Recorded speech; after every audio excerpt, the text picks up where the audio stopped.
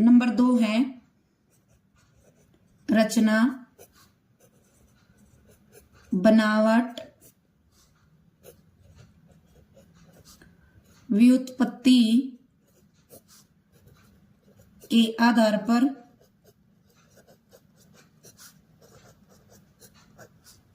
Number 3 है प्रयोग के आधार पर।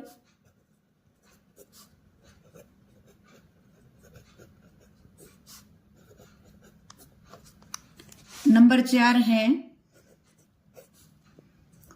व्याकरणिक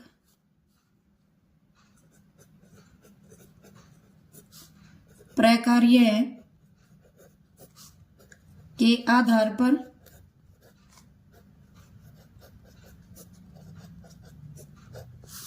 नंबर 5 अर्थ के आधार पर।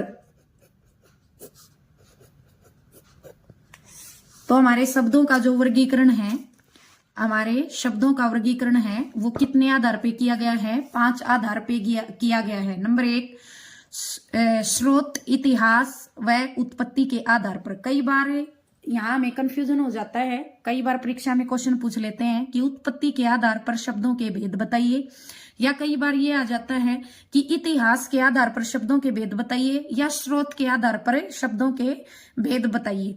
ये मैं बता दूं, ये श है और ये श के अंदर रह है, तो इसलिए ये स्रोत बोला जाएगा, न कि स्त्रोत। इसका उच्चारण स्त्रोत नहीं है, इसका उच्चारण होगा स्रोत, स्रोत के आधार पर। ठीक है, तो ये तीनों उत्पत्ति, इतिहास, स्रोत, ये तीनों एक ही नाम है। कई बार हमें कंफ्यूज करने के लिए परीक्षा में अलग अलग नाम देकर जो है वो शब्दों के बारे में पूछ लिया जाता है। दूसरा है रचना, बनावट, व्युत्पत्ति के आधार पर। किसके आधार पर? रचना के आधार पर, बनावट के आधार पर, व्युत्पत्ति के आधार पर। एक ही है ये चीज, रचना भी वही बात है, बनावट भी वही बात और व्युत्पत्ति भी वही बात है। उसके बाद है प्रयोग के आधार पर, फिर है व्याकरणिक प्रकार्य के आधार पर, उसके बाद है अर्थ के आधार पर।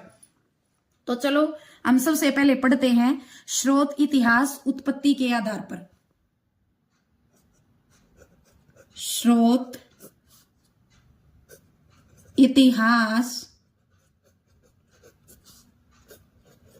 उत्पत्ति। स्रोत, इतिहास, उत्पत्ति के आधार पर शब्दों के कितने प्रकार होते हैं?